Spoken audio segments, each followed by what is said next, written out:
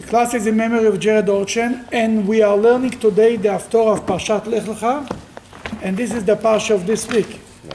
To be found on page 1377. It's from the book of Isaiah, the end of chapter 40 and the majority part of chapter 41. Who is Abraham? What's unique about Abraham? First Jew. The first Jew. Why is he the first Jew? He's the first person that's recorded to have been monotheistic in the, after the floods. Why God chosen Abraham? Because he was monotheistic. Yeah, but there were other people who believed in He God. searched after Hashem even without any. You know, there is a... First to rediscover God. This week came out a movie from Mel Gibson. Yeah, excellent. See, I'm so up to date. Can you believe it? Yeah.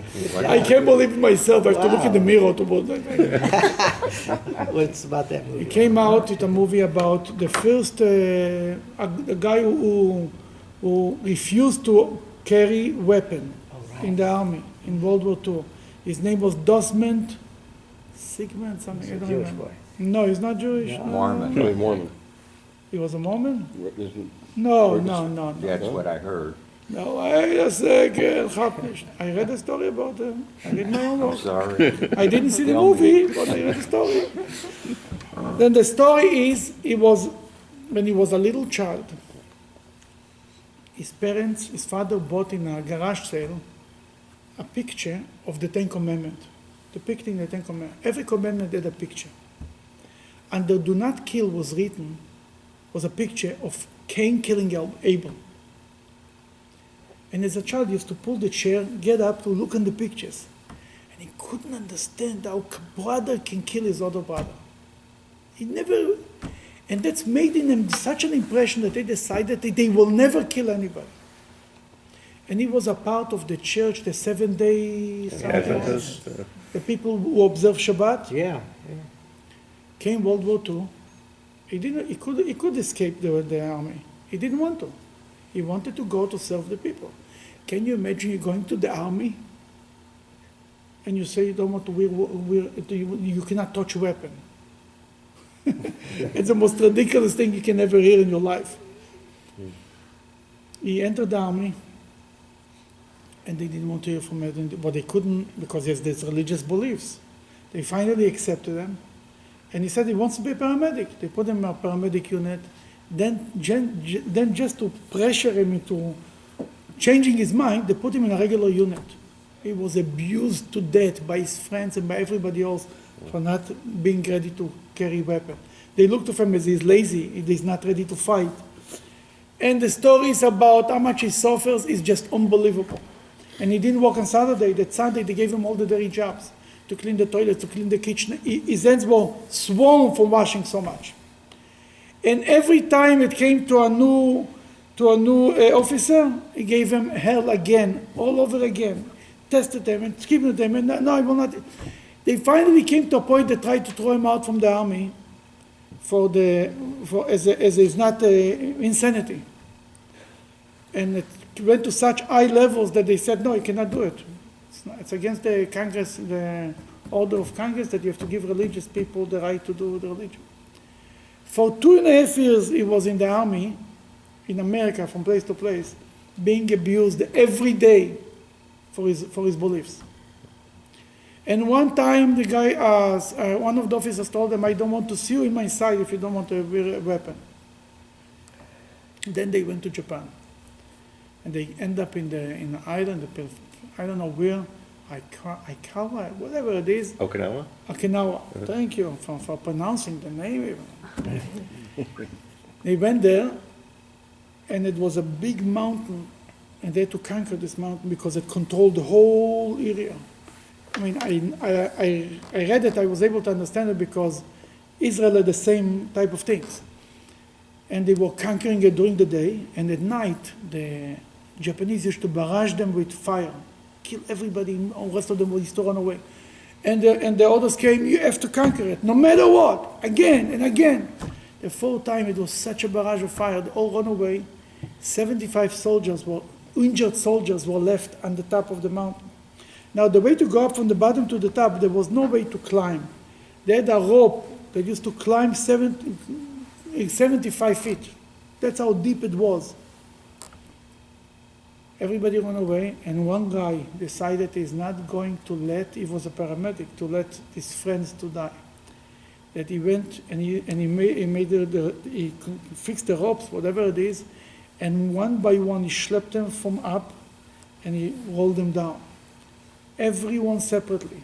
And even there, it wasn't like everybody was by the edge. He has to schlep them under fire. They were firing the whole night, they were bombing them, grenades, everything. And he used to, in the dark, he used to schlep them, he used to be on the floor and schlep the injured person all the way to the edge, then put them on the rope, then sometimes go down with them.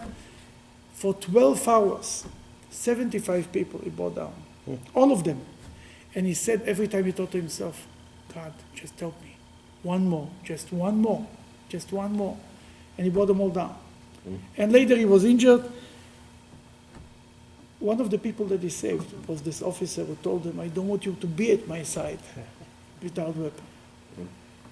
Harry Truman later gave him the highest level of medal what he can get in the army. He shook his hand and he told them, but I'm president, it's nothing. What you did, that's something special.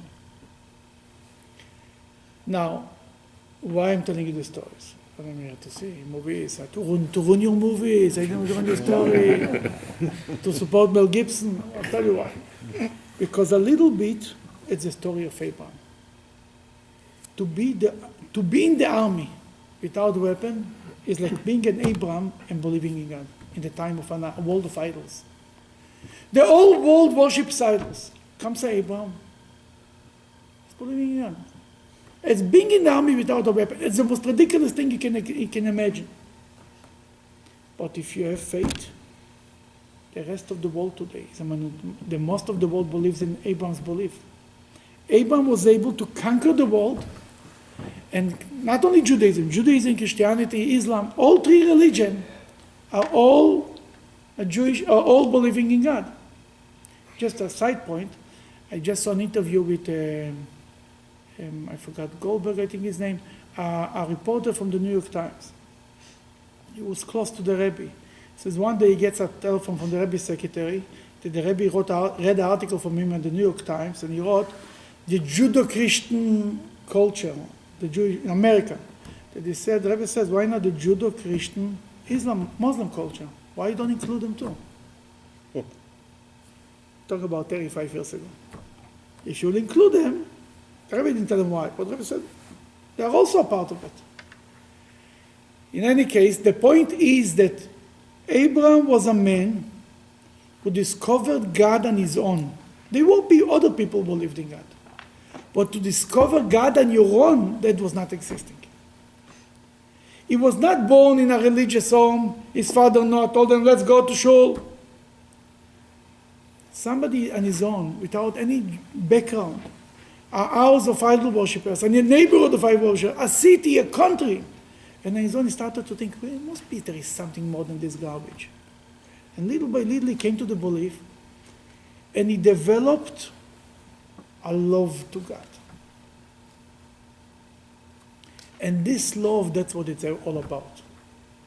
And that's what the Haftorah really is talking about. The love that Abraham had to God. In the Parshat, it's more, Abraham is more a servant of God. You know what I mean? It's like obeying. But what was the driver? What pushed everything? What motivated Abraham for 10 tests? He had an unbelievable, a fiery love to God. It was like running, like water goes, you cannot stop it. That was Abraham. No matter how much God almost pushed him back, he went further and further. And that's what you see, we are seeing in the prayers, in the Amidah. Listen, Mark, that's important. You never heard this, right? We say the God of Abraham, God of Isaac, the God of Jacob. How we finish the first blessing? Shield of Abraham. We finished the shield of Abraham, Magen Avraham. We finished only with Abraham. We started with all three, we finished only with Abraham. Why? Number one.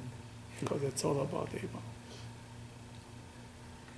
Without what Isaac gives you more fear of God. Jacob gives us a combination of love and fear. No. But without Abraham, without kindness and love to God, we go nowhere. That's the foundation of the Jewish. If you want to have a relationship with God, it has to be a relationship built on love. Then you'll be excited. Not of guilt. In America, it's all, I feel guilty, I go to show. That's why it's going in drought, because guilt doesn't go too far. How far can you go in guilt? Can you live in guilt? Do one more. Times when people tell me, you guilt me into it. I really don't guilt people into it. I mean, from time to time, I have no choice, Half the people don't understand another language. But the goal is to inspire them, not to make them feel guilty. Hasidism is all about loving God. Making people love God. Not about making them fear God, not making them guilty, none of it. It's about loving God.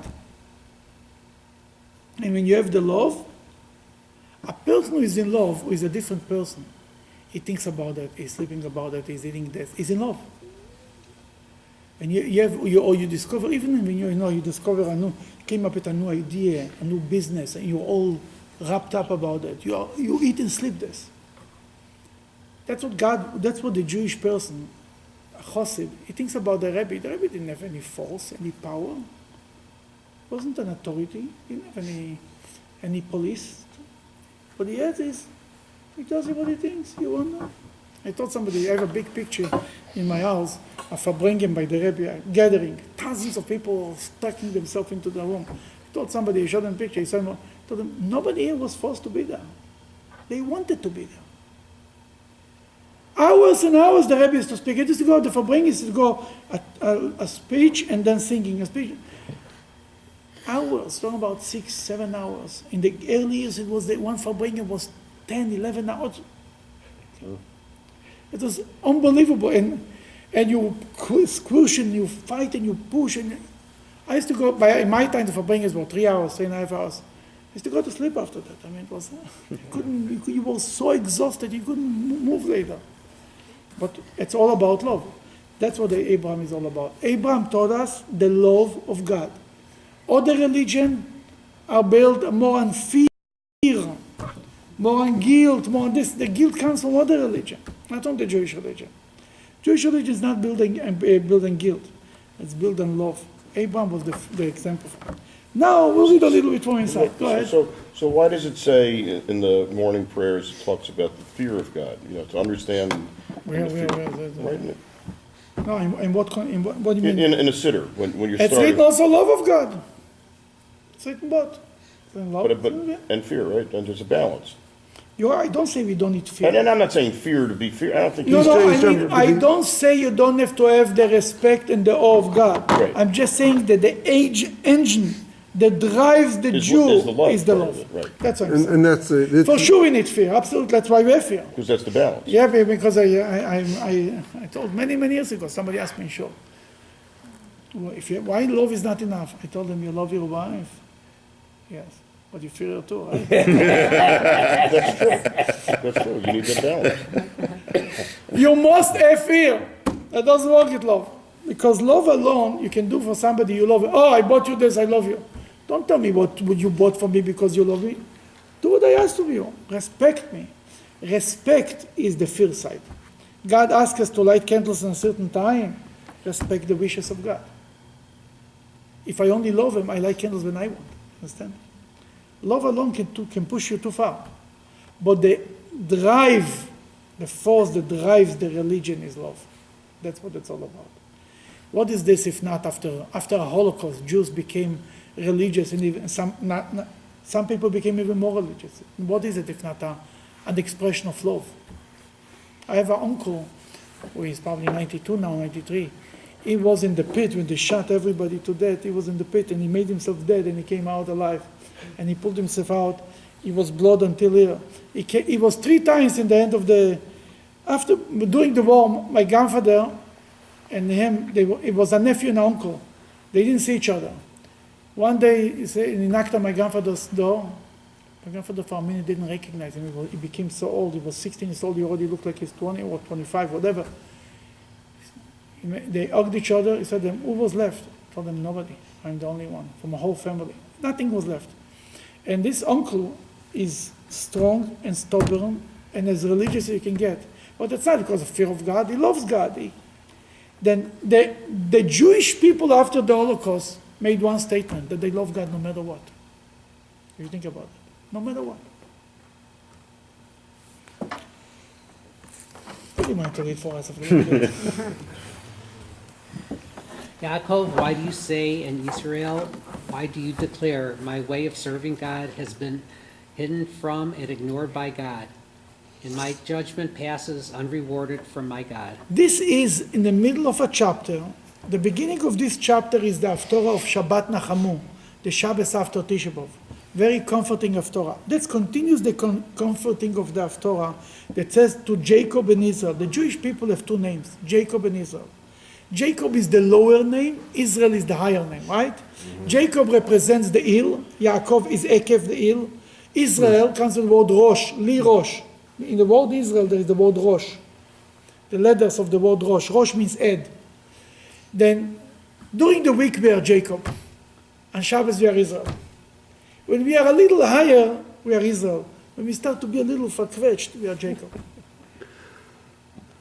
Every time when God wants to give a compliment to the Jewish people, he says, Israel! And the Jewish people are a little, he says Jacob. Then he says, what are you kvetching Jacob and Israel that you say God doesn't remember you and doesn't know you and doesn't give you reward for you? You are not recognized. Don't you know? Don't you know from your own mind even, if you have not heard from your teachers, that God is an everlasting God, the creator of the entire world from end to end. He does not become tired or weary and fluctuate in his performance, so your reward will definitely come, but there is no comprehension of his wisdom as to why he delays it. Okay, this line is the connection to the Parsha also. Don't you know from your own mind that God is greater than everything and we cannot understand him and he is everlasting and he will reward you? Abraham also knew it from his own mind. You don't have to go to Cheder to understand that God is above everything. That's what the prophet is really telling them. And he never gets tired. Human beings come and go. God never gets tired. Not only that. No, continue, number 29. The time will come when he gives strength to the weary people of Israel and increases power to those without strength. The nations of the world who are now strong like young men will become tired and weary. Arid, their young bachelors will repeatedly stumble. But those who place their hope in God will regain their strength and grow wings. Okay, let's stop in the middle of the line. Here what he says is like this. God, people are human beings. The strongest nation, the strongest people can get tired. God doesn't get tired ever. He's unlimited, right? And who is going to get the strength? But those who place their hope in God will regain strength. V'kovei Hashem yachlifu koach. Those who have hope in God will get God, the Rebbe once said it, I remember that like now. He says, the God exchanges their strength with his strength. Understand? When I am connecting to God, when I do the work of God, God says, give me your strength, I'll give you my strength. Not a good deal? Tell me. People think that they do and they accomplish. The truth is, the moment you do the work of God, God is working through your hand. V'koivei Hashem, the people who have faith in God, who believe in, who hope in God, have hope in God, yachlifu koach, they exchange their strength. It's God is exchanging their strength. Therefore, they can have new strength and more strength. That's why he saw tzaddikim that they did things that beyond their own strength. It's impossible for a human being to accomplish it. Moshe raised the Mishkan. Even Moses, yeah. Or even the story of the rabbi who rolls the stone. That's He does it with the angels, or whatever. With the angels, that's different. Yeah. But the idea is that when we have faith in God, the Jewish people, as a nation, he talks here as a nation also, collective. What was 6 Day War? What was Yom Kippur War? What was the existence of Israel? Compared to other nations, they are the stronger ones. But God says you're walking with my strength, not with your strength. What are you getting worried about? It's my power, not your power. So again, does this go back to trusting God's promises? Absolutely. Same theme from the Parshat. Absolutely, yeah. Yes.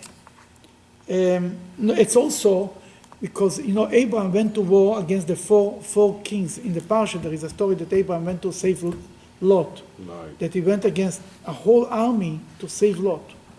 Where is Abraham with a small little army of 318 men? And was able to conquer and to do such things because he was connected to God. Are those 318 men the people he took from Haran with him? Could be, maybe. It was his soldiers. I don't know where he picked them up. Well, he had a private army. Abraham was a very rich man, a very powerful guy. He probably got them from Greece, long before. He's with the Navy SEALs or something like that. The NFL got him done. Okay, just finish this verse. Okay. They will run to their land and not become weary. They will walk and not get tired. The Jewish people will walk and not get tired. There is a sign. There is a slogan in Israel that people, the eternal nation, is not afraid of a long way. They talk about conquering the land of Israel, settling. So, will take longer. Will take longer. We are here for good. So we can accomplish this generation. We'll accomplish the next generation. We are not going anywhere. But we have the whole time in the world. Yeah, we want to accomplish as much as we can. But we have time. We'll never get tired. The Jewish people never got tired. And if they got tired in one nation, in one country, the Jews in the other country made sure they don't get tired. It's the Jewish people are like the sun to a point. The sun is always rising. The question is shining. The question is in which country, which place. And when the sun was not shining in Europe, it shined in America. There was always a continuation. We never get tired. Go ahead. What's it mean here? It says, it says, those who place their hope in God will regain their strength and grow wings like eagles. But then he says they will run to their land and not become weary. They will walk in the. So he's talking about growing wings, which must mean something, and yet they're going to run. Flying or running or walking. It's all progression. Well, They will. it's a You see, reverse. he speaks about flying, then he speaks about running, then he speaks about walking. So it's a reverse in speed. I mean, You're right. It's an interesting. I'm just Could be trying to there is understand some. what he's saying. Yeah, it could be that there is some commentary to it, the order of the things. I think I saw something. I don't remember what. I saw many things. I don't remember. But the idea is all three expressions, all three levels of walking will be there. Yes, there is people who are flying, there are people who are running, there are people who are walking. I would say like this, if it would give my commentary, it's like this. The people who don't deserve it so much will be walking.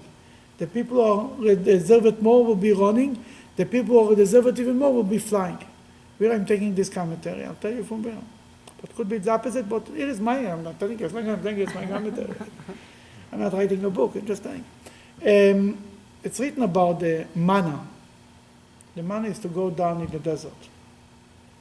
Then the Talmud says, for the righteous people, the manna came by the door. It's close. For the people who are not so righteous, was outside, you had to go a little far. And for the people who are very not righteous, it was outside, you had to schlep all the way there. And the same idea is here. The people who are righteous will fly to Israel.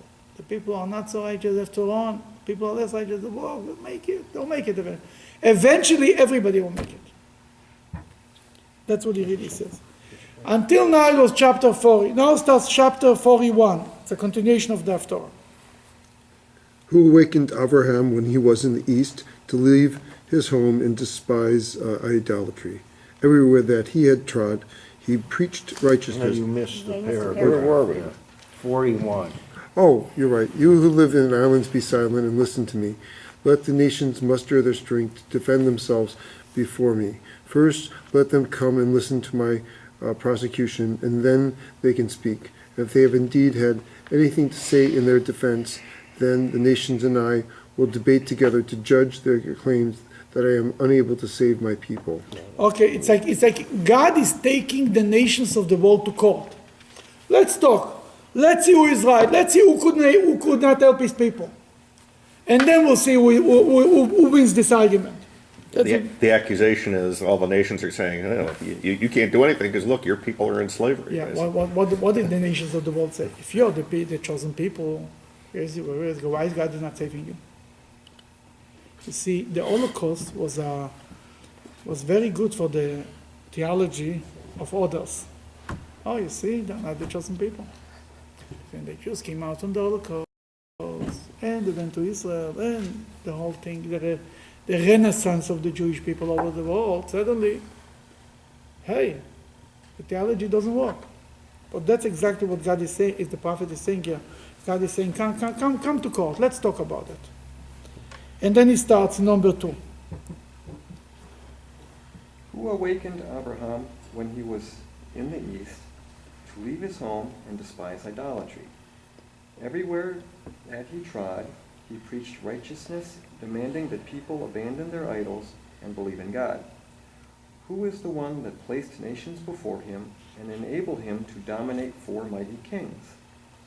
Those killed by his sword were as numerous as the dust, and his bow killed many people, like piles of beaten straw. Basically, God is taking credit. He says, who woke up Abraham to start to research for God?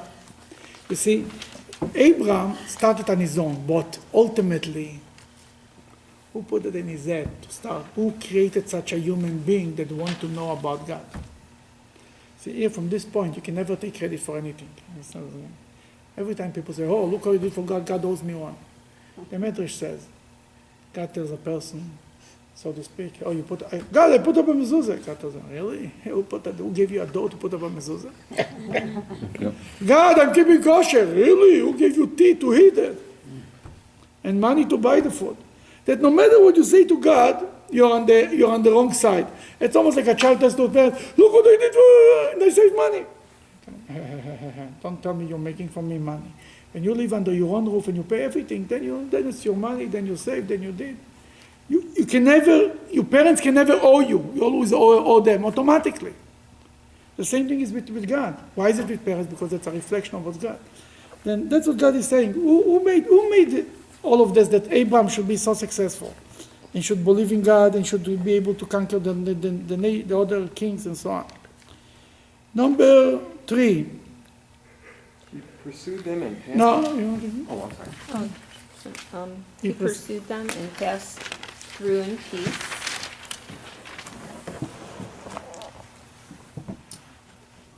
Though it was a path where his feet had never tread. Continue. Who caused and orchestrated this for him? The one who calls and designates the time and place of each generation from before they are born. I, God, am the first one before all the generations, and I am the same one who remains with the last generations. God says, who did it if not the one God? How God describes himself, so to speak. The one is before all the generations. Plans the generations. And then is there after them. And basically God says, in my view, I can see everything. I not only can see it, I'm making it happen. All the generations, Korei Adorot. He reads the generations, he calls the generations, he creates it, he creates the future. Historians know the past. God knows the future. It's a whole different story. That's what prophets are. Prophet tells you the future, not the past. The past I can say too. It's the future. That's what the accomplishment. Number 5. Thank you. The inhabitants of the distant islands saw the miracles that I performed for Abraham and became frightened. Even the ones who live at the ends of the earth became terrified. They drew near and came to Abraham, not to wage war, but merely to beg for their captives. Then the miracles of Abraham were known even in the islands. Everybody knew about them. Not only the people, not in the main cities only, but from everywhere it came. It's kind of the awareness of Abraham with God, of the people of the generation of Abraham, was started from the sidelines, not from the main cities, so to speak. So islands don't really mean islands It means necessarily. islands. Why not? I don't know. Islands. What islands? Island means that places that not too many people live, and they're far away. But are they talking about like Sicily or And look, it's written about Abraham. Abraham is called the Hebrew, right?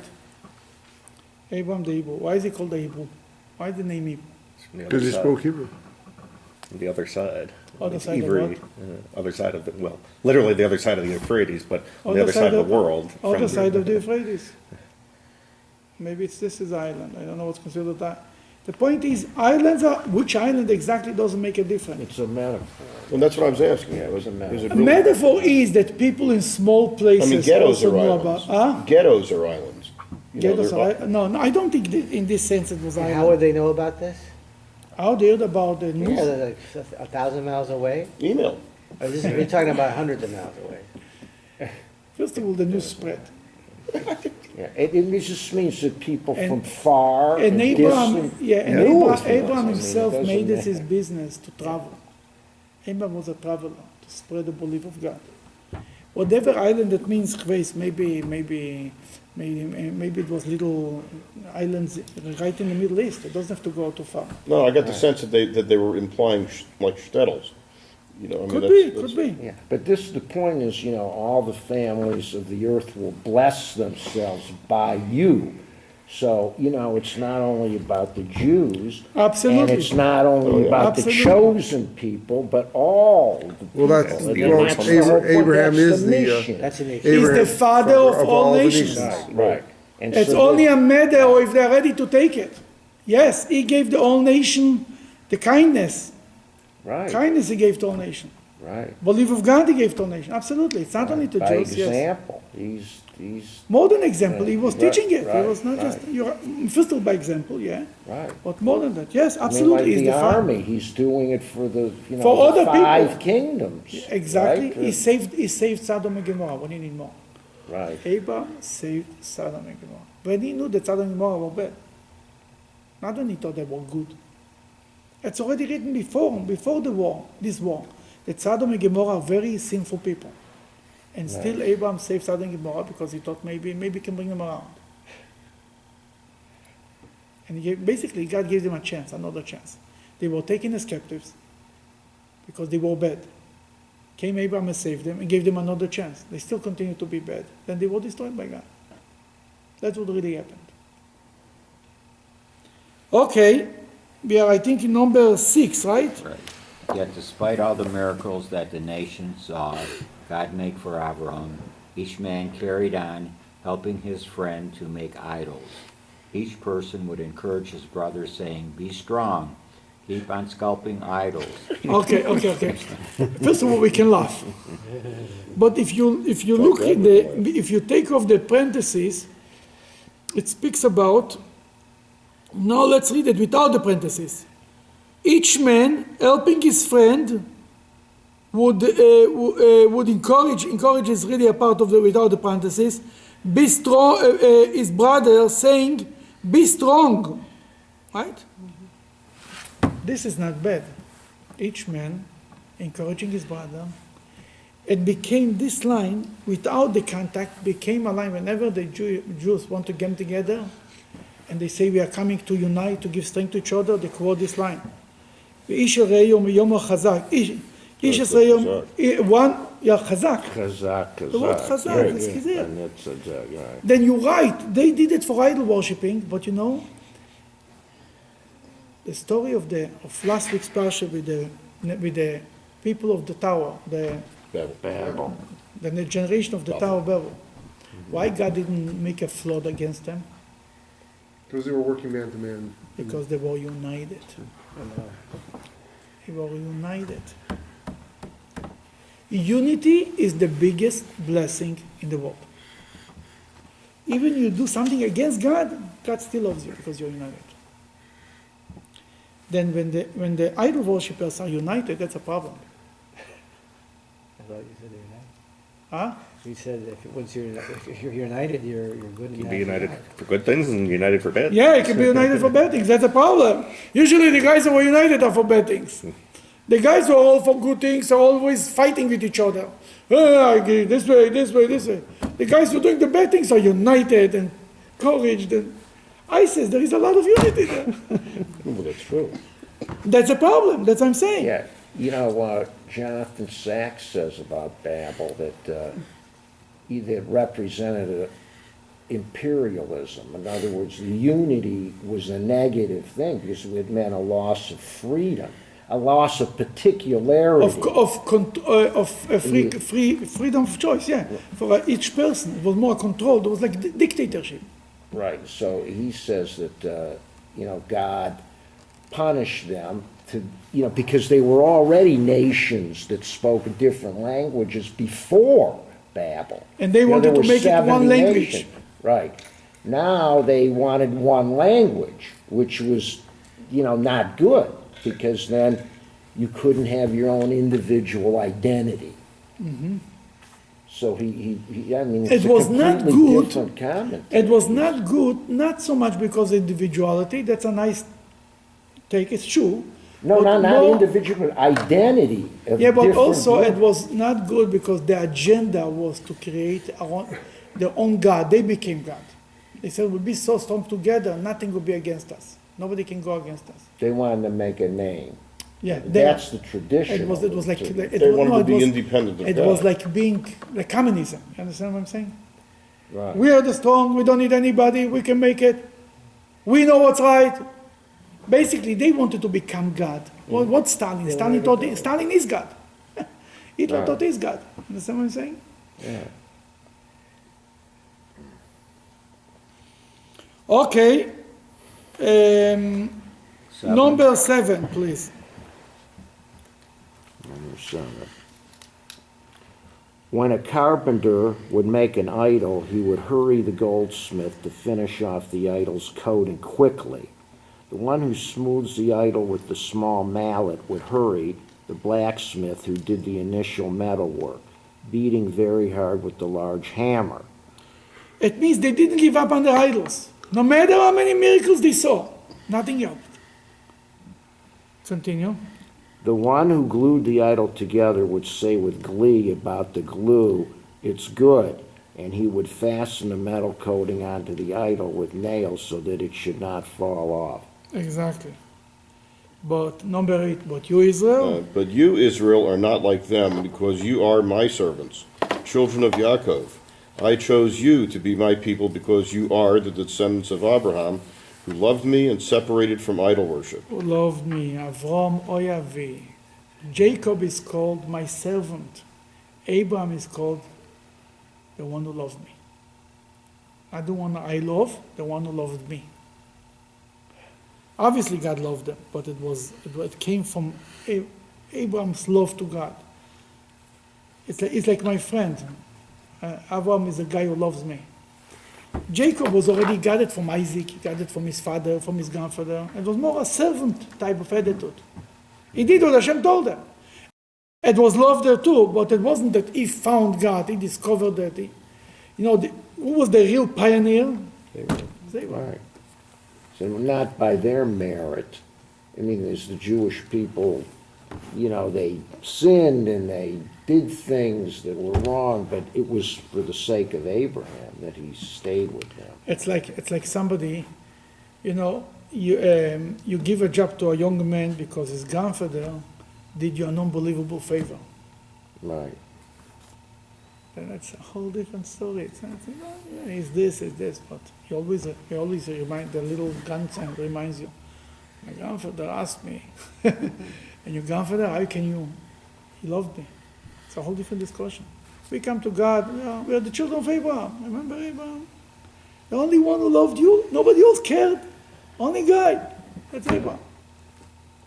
Not to get too far off the track, but Nachmanides is probably Abraham's biggest critic. And in 4 or 5 places he says that Abraham sinned by doing A, B, C, and By D. going to Egypt, by going this, yeah. Doing a lot of different things.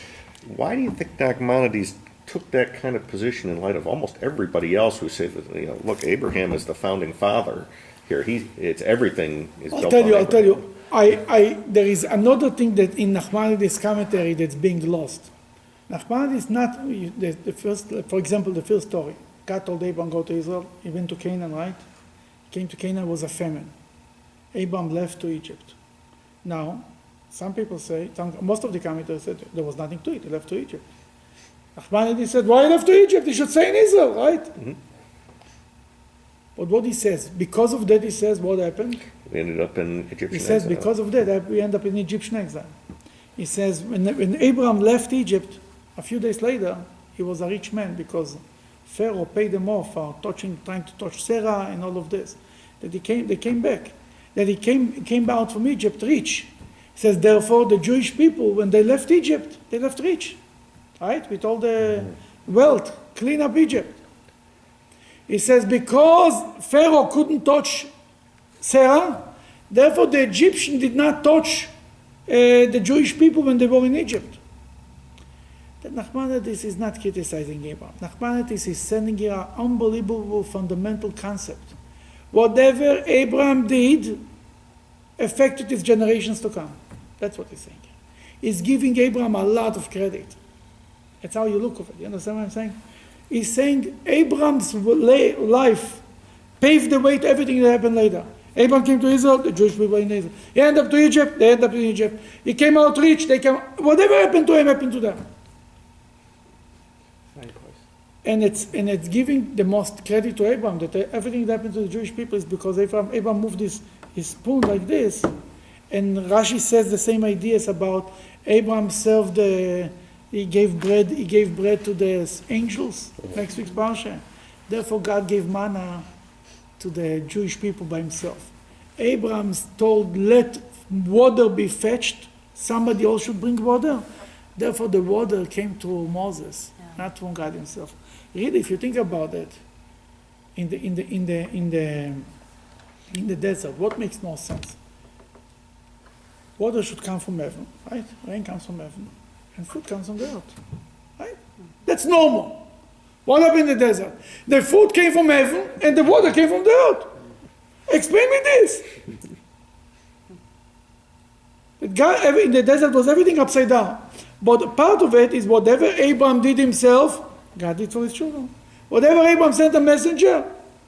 That means to say Abraham, every move that he made, it was like you take a small tree, every scratch you made will be a big scratch when it will grow up big. You understand what I'm saying? Or in today's medical world, every semen that you play with it in the laboratories, they can make a little damage. The person can come out damaged.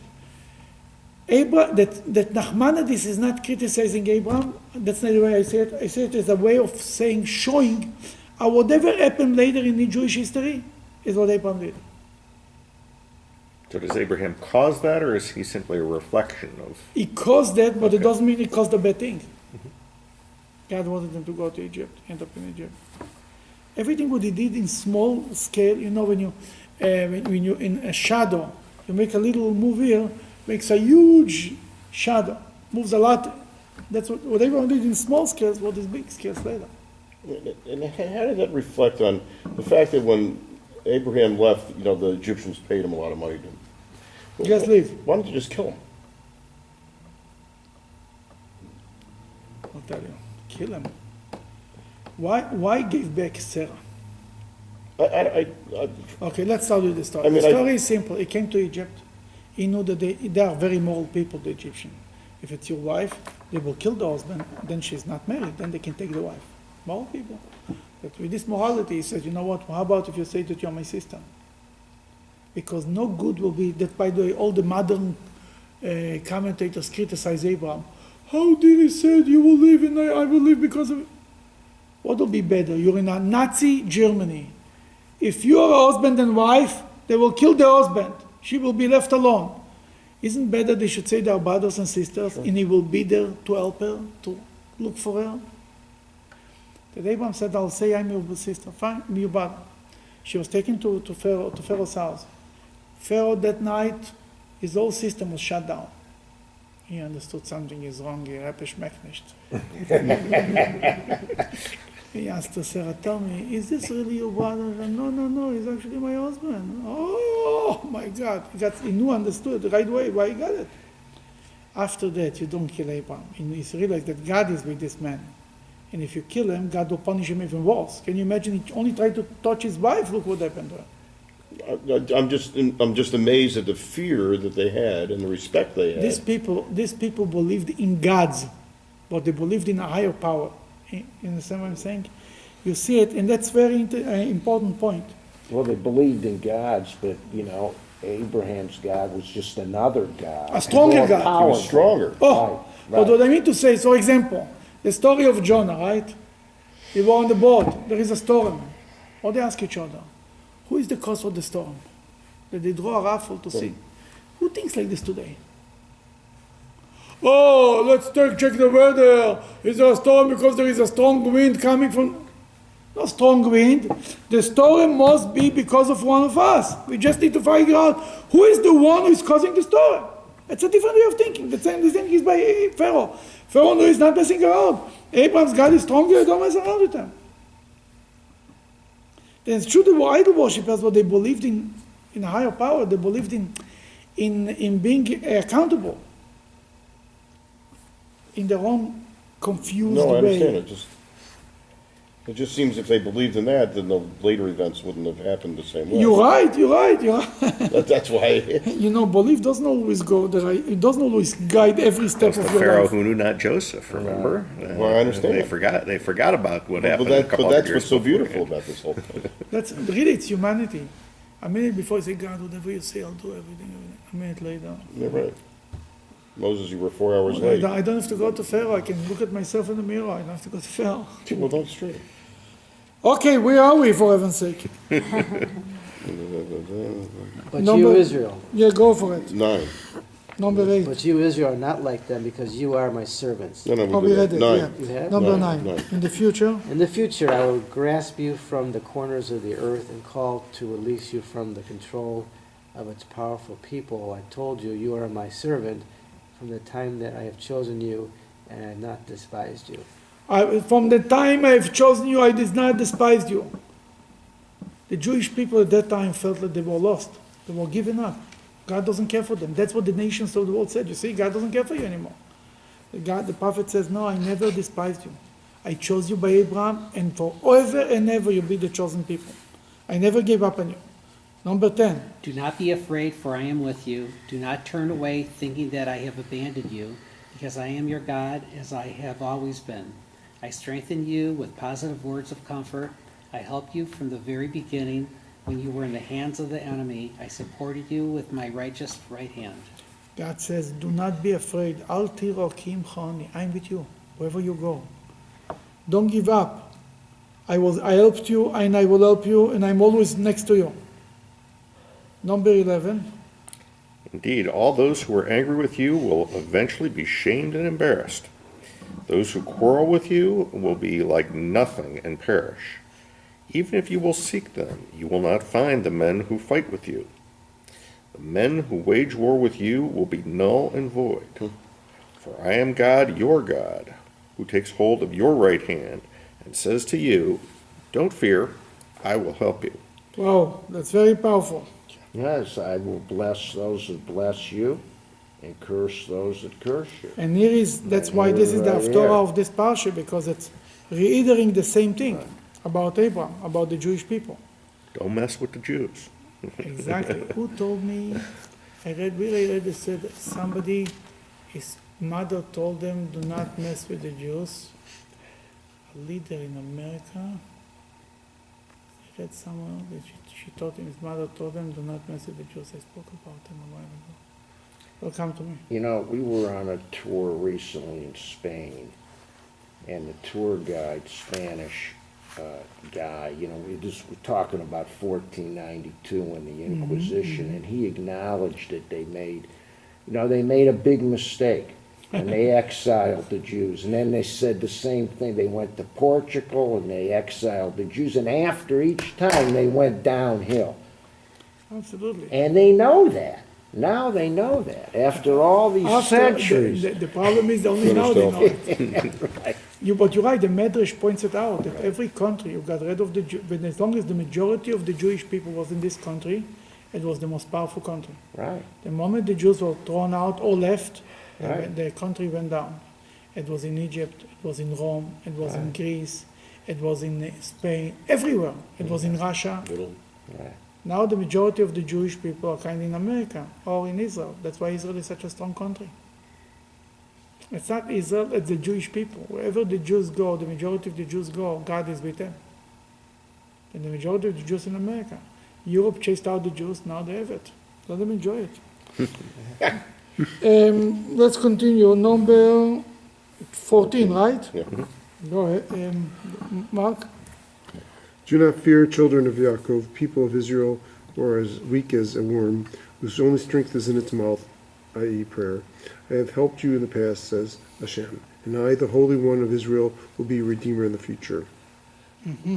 I have made you into a new grooved threshing hammer with sharp edges. You will thresh king mighty as mountains, and crush them fine, and make hills like chaff. Basically, It's pretty very graphic. descriptive. They can destroy you. They see the mountain. The Jews will put the mountain into and will rob them off. Get rid of the big mountains. Number 16.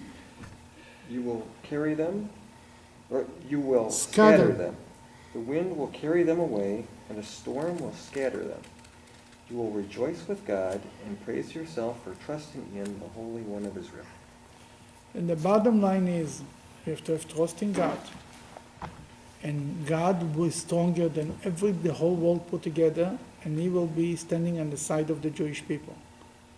And the message to us is, from this Haftorah, that's more adding to the Parshat, is the idea that Abraham loved God, and the legacy of Abraham is to love God. The legacy of Abraham is not just to go around and be kind to people and feed them. It's more than that. It's love God. A part of loving God is to share the belief of God with everybody else.